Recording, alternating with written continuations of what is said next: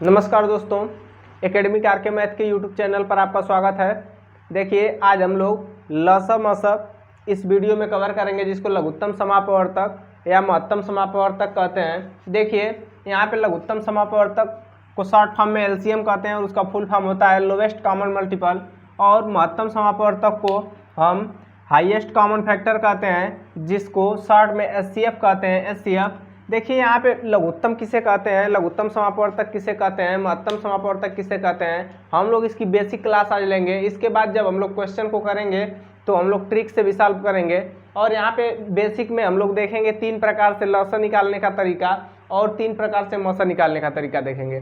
तो देखिए, पहली बात कि लघुत्तम समापवर्तक कहते किसे हैं, तो यहाँ पे हम लोग देखेंगे, कह रहा है वह छोटी से छोटी संख्या, छोटी से छोटी संख्या की बात कर रहा है। लघुत्तम का मतलब है वह छोटी से छोटी संख्या जो, यहाँ पे देखिए लघुत्तम में लघु शब्द आ रहा है। लघु का मतलब भी होता है छोटा। तो जब भी लघुत्तम समापवर्तक की बात करें तो आप सीधे समझिए कि क्वेश्चन में छोटी से छोटी संख्या की बात करेगा तो वह छोटी से छोटी संख्या जो दी गई सभी संख्याओं से पूर्णतः विभाजित हो, यानी वह छोटी से छोटी संख्या होगी जो दी गई संख्या होगी, उसमें मान लीजिए कोई भी संख्या दी होगी तो उससे पूरी तरह विभाजित होगी। क्या है, पूरी तरह विभाजित हो जाएगी, तो उसे क्या कहेंगे हम लोग, उत्तम समापवर्तक कहेंगे। जैसे देखिए, यहाँ पे यदि हम एग्जाम्पल ले लें, एग्जाम्पल की बात करें, यदि हम 8 और 20 ले लें तो देखिए यहाँ पे 8 और 20 का हम यदि लघुत्तम निकालेंगे यानी लसन निकालेंगे यानी एलसीएम, तो क्या आएगा हमारा 40 आएगा। देखिए, यहाँ पे हम डायरेक्ट कर रहे हैं बस समझाने के लिए, हम अभी आगे इसको सॉल्व करके बताएंगे कैसे निकाला जाता है एलसीएम। देखिए, यहाँ पे इसका 40 आएगा, तो यह 40 जो है यह ऐसी छोटी से छोटी संख्या है जो 8 और 20 से पूरी तरह विभाजित हो जाएगी। बाकी अगर 40 से छोटी कोई भी ऐसी संख्या आप लीजिए जो 8 और 20 से विभाजित हो, तो ऐसी कोई संख्या नहीं होगी। इससे बड़ी मिलेगी मगर इससे छोटी नहीं मिलेगी।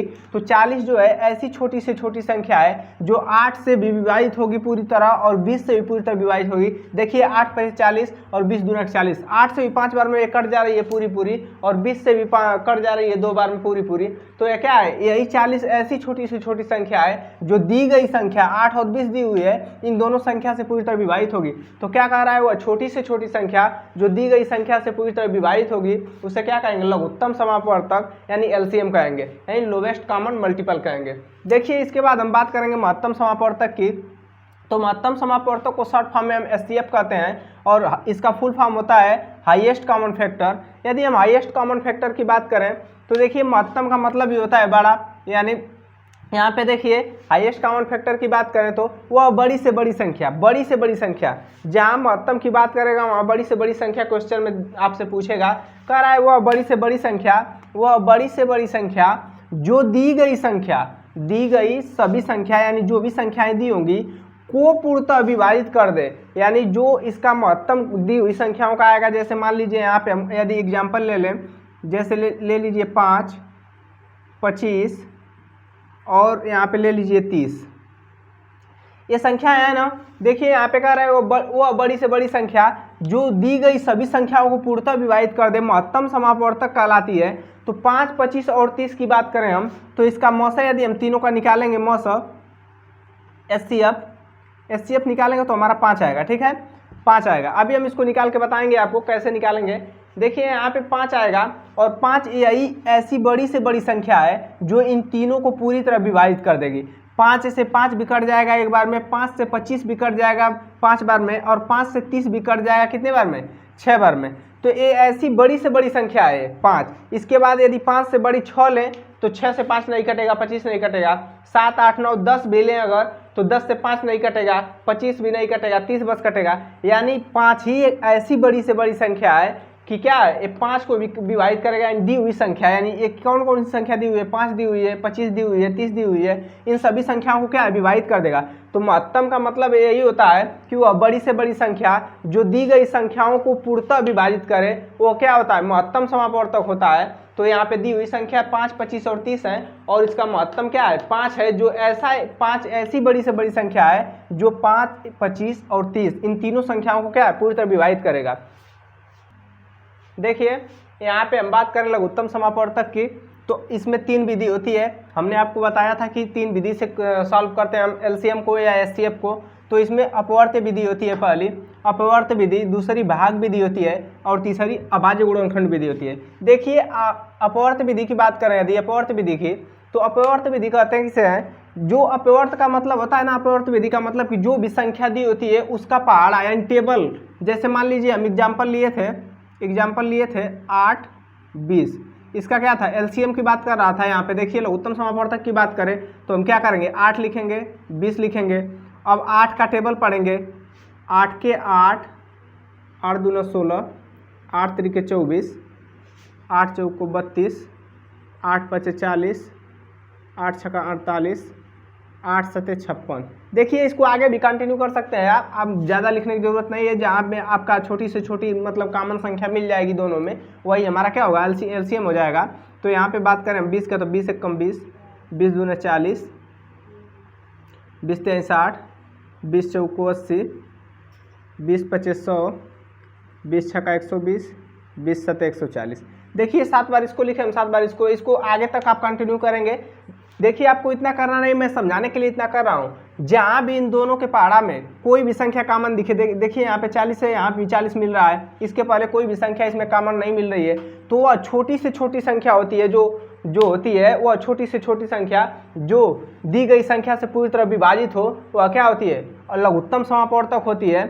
तो यहाँ पे 40 ऐसी छोटी से छोटी संख्या देखिए दोनों में कॉमन मिल रही है हमको, जो 8 से और 20 से दोनों से पूर्णतः विभाजित हो जाएगी। इसके पहले कोई भी छोटी से छोटी संख्या इसके पहले छोटी 40 से नहीं है जो दोनों में कॉमन मिले, इसलिए क्या होगा हमारा एलसीएम क्या हो जाएगा यहाँ पे 40 हो जाएगा। यहीं पे यदि बात करें हम भाग विधि की बात करें हम, तो 8 और 20 का हमको एलसीएम यदि भाग विधि से निकालना हो तो हम क्या करेंगे, ऐसे करेंगे 8 और 20 लिखेंगे, इसको काटेंगे तो सबसे छोटी संख्या से पहले काटते हैं। देखिए 2 चौको 8, 2 दाम 20, यहाँ पे देखिए 2 दूना के 4, 2 पचे 10, 2 एक कम 2, और देखिए यहाँ 5 नहीं कटेगा, इसको ऐसे लिख लेंगे, फिर 5 से काटेंगे तो 5 एक कम 5 कट देगा।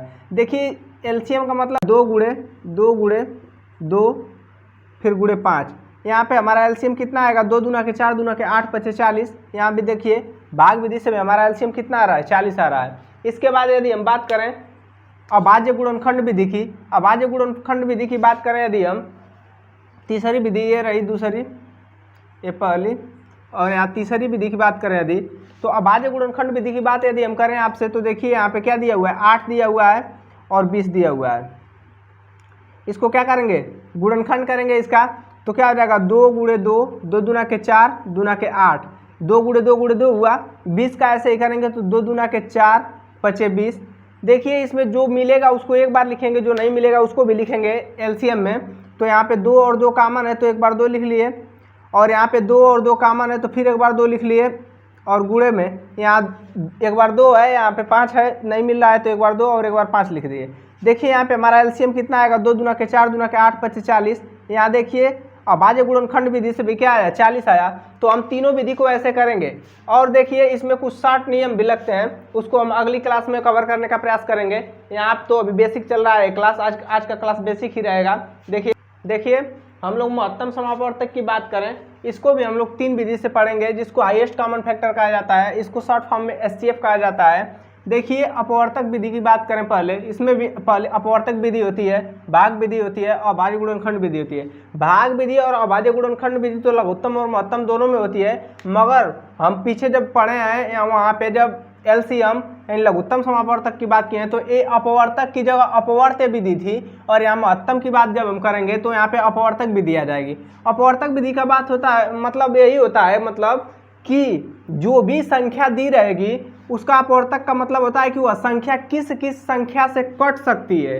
तो देखिए यहाँ पे यदि हम एग्जाम्पल लें यहाँ पे अपवर्तक का, तो पहला विधि का एग्जाम्पल यदि हम लें 6 और 15 ले लें, यदि 6 और 15, देखिए 6 और 15 की बात करें तो 6 किससे कटेगा, 6 1 से कट सकता है, 6 2 से कट सकता है, 6 3 से कट सकता है, और 6 से खुद कट सकता है, खुद अपने आप कट सकता है। 15 की बात करें तो 1 से कटेगा, 3 से कटेगा, 5 से कटेगा, और 15 खुद से कटेगा। यहाँ पे देखिए ये हो गया ना। अब अपवर्तक विधि का मतलब ये होता है अब दोनों में जो संख्या कॉमन हमको मिलेगी, यहाँ पे देखिए 3 और 3 कॉमन मिल रहा है ना, इसके अलावा कोई और संख्या तो कॉमन मिल नहीं रही है, तो ये हमारा क्या हो जाएगा एचसीएफ हो जाएगा, और यही हमारा क्या होगा 3 हमारा क्या होगा आंसर हो जाएगा। देखिए ये तो रहा अपवर्तक विधि। इसी प्रकार हम देखें भाग विधि, तो भाग विधि की बात करें तो भाग विधि हमारी दूसरी विधि है।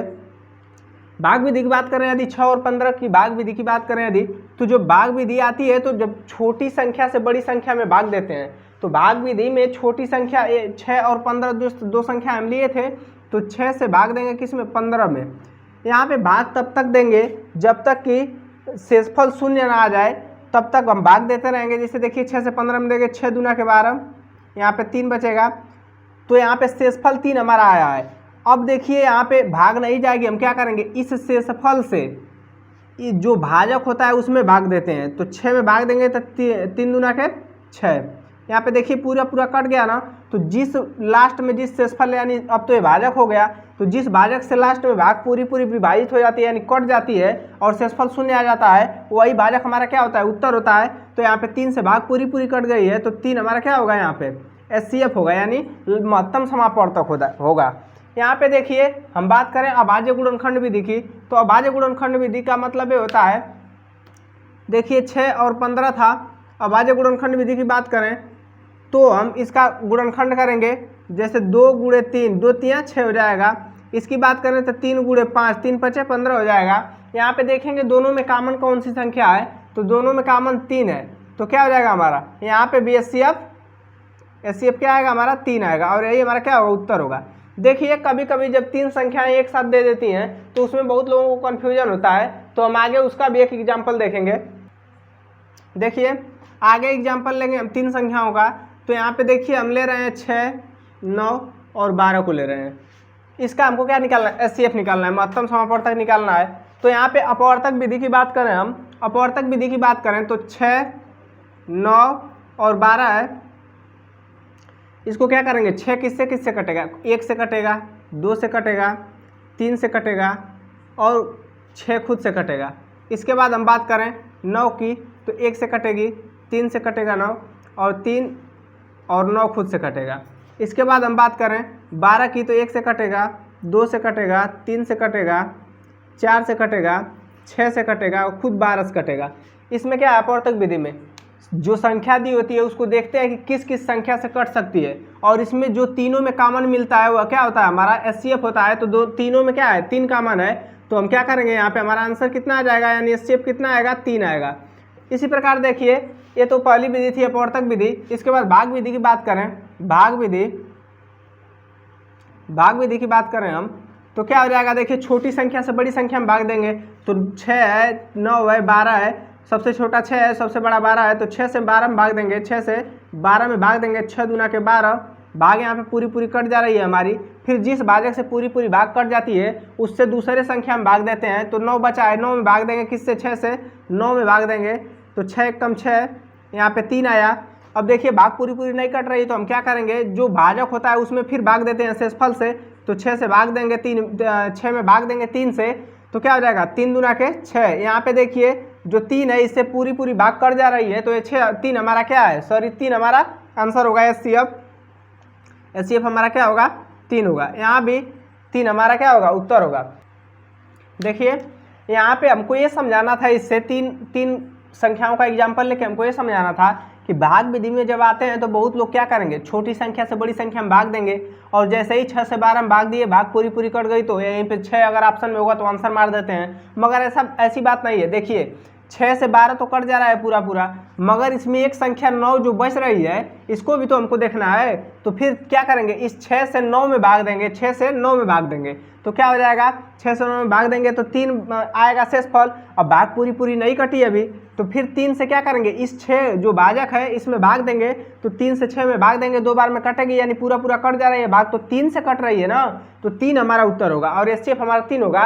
यहाँ पे यदि हम बात करें आगे अभाज्य गुणनखंड विधि की, तो हमारा क्या था, यहाँ पे देखिए, यहाँ पे देख लेते हैं। देखिए 6, 9, 12,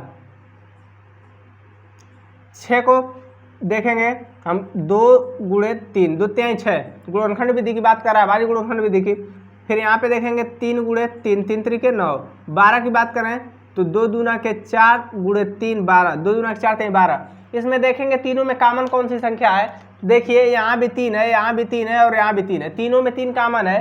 तो और 2 की बात करें तो 2 इसमें है, मगर इसमें 2 नहीं है, इसलिए 3 कॉमन है। तीनों में, तो हमारा क्या हो जाएगा एच सी एफ हमारा क्या हो जाएगा 3 हो जाएगा, और यही हमारा क्या होगा उत्तर होगा। देखिए यहाँ पे ऐसे क्वेश्चन देता है परीक्षा में, अधिकतर परीक्षाओं में अब ऐसे ही एलसीएम एचसीएफ के क्वेश्चन दे रहे हैं। ऐसे ही पूछेगा, इसमें कहेगा कि इसमें एलसीएम ज्ञात कीजिए। जैसे एक कोष्टक में दे दिया है 3 गुणे 4 गुणे 5 गुणे 7 गुणे 2, और एक कोष्टक में दे दिया है 5 गुणे 11 गुणे 3 गुणे 2, और कहेगा इसमें लसा ज्ञात कीजिए या मौसा, एलसीएम या एचसीएफ दोनों की बात करेगा। तो यदि हम बात करें एलसीएम की, लघुत्तम समापवर्तक की बात करें, लोएस्ट कॉमन मल्टीपल की, तो इन दोनों कोष्टक में जो संख्या कॉमन होती है उसको एक बार लिखते हैं, और जो संख्या कॉमन नहीं होती है उसको भी लिखते हैं। तो देखिए यहाँ पे 3 है, इसको पहले लिख लेंगे, 3 गुणे 4 गुणे 5 गुणे 7 गुणे 2। अब इसमें मिलाएंगे कि कौन सी संख्या मिल रही है कौन सी नहीं मिल रही है। यहाँ पे देखिए 3 है, यहाँ पे 3 है, एक बार लिख दिए।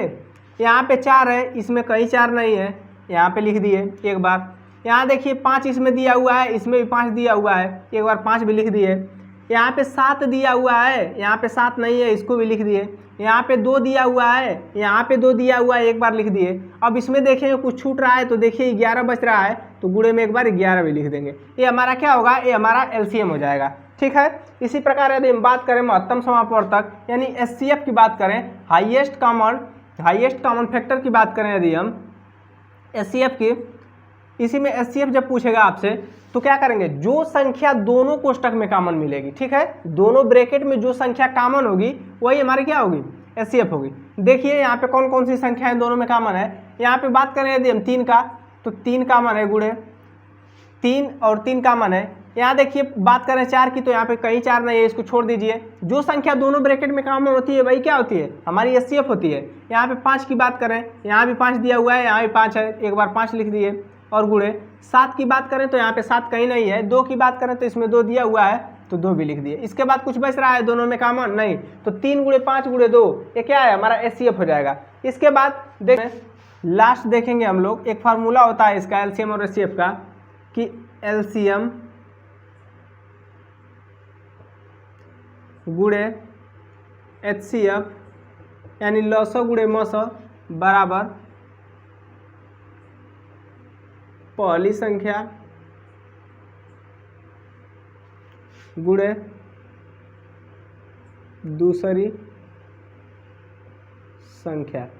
देखिए एक चीज और, जब किसी भी संख्या का एलसीएम निकालेंगे और 2 अभाज्य संख्या दे देगा, तो जब 2 अभाज्य संख्याओं की बात करेगा और उसका एलसीएम निकालना होगा, तो हम क्या करेंगे, उन दोनों संख्याओं का गुणनफल ही उसका क्या होता है, एलसीएम होता है। क्योंकि जब 2 अभाज्य संख्याएं आ जाएंगी तो ये एक से कटेंगी और खुद से कटेंगी, उनका कोई दूसरा क्या है, उसका कोई दूसरा गुणनखंड होगा ही नहीं। तो जब भी 2 अभाज्य संख्याओं की बात करें तो क्या होता है, दोनों संख्याओं का गुणनफल ही उसका लसा होता है। इसको आप लोग ध्यान में रखिएगा। और आज की हमारी वीडियो यहीं पे ख़त्म हुई बेसिक की। धन्यवाद।